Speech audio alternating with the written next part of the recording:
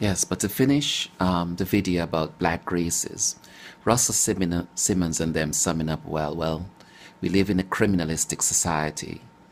You're criminalized and you get with the flow. That is your path to American democracy and freedom. And I said, well, when black people were criminalized, the young black male, imagine so much of our forefathers criminalized and couldn't feed their children, and so many children starved because of it. And this intelligent black man is saying, criminalistic society.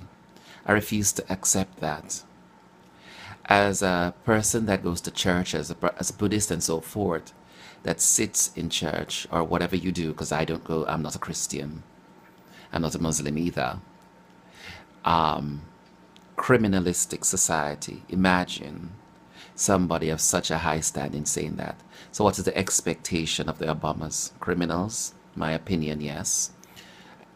And so forth, and many others, not just them.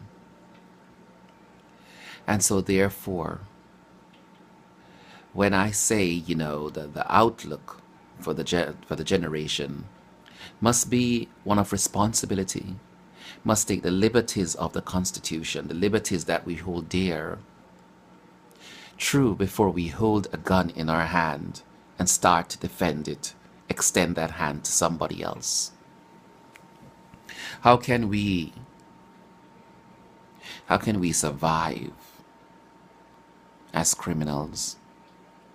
Maybe you'll be a criminal and your child will be a criminal and so forth. Does that mean that you fall to the criminalities of your children? Is that the type of perpetuation of life that we want? We see what the end result of that is, for those of you who believe in the Garden of Eden and Cain killing Abel. Such fratricide. Why?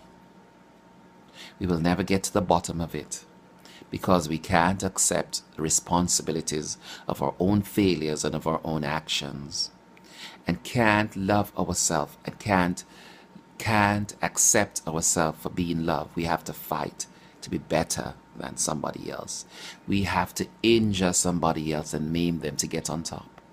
Such I've become familiar with the Army Nurse Corps, and this stinking government with the fraud taxes and so forth. Well, one thing I did to all of them, I didn't bother what, you know, how much you got paid this year. What I did to them, and you know, after I prayed, the Spirit said to me, or enlightenment said to me, you send your taxes in and let them figure it out, because up to now they're still auditing those accounts. They have no idea what the hell they did. And so for with criminals, the blame never comes back to them in such an institution like that.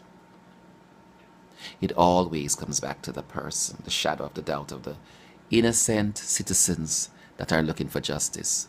Why? But why are we in so, this is why we're in so much poverty.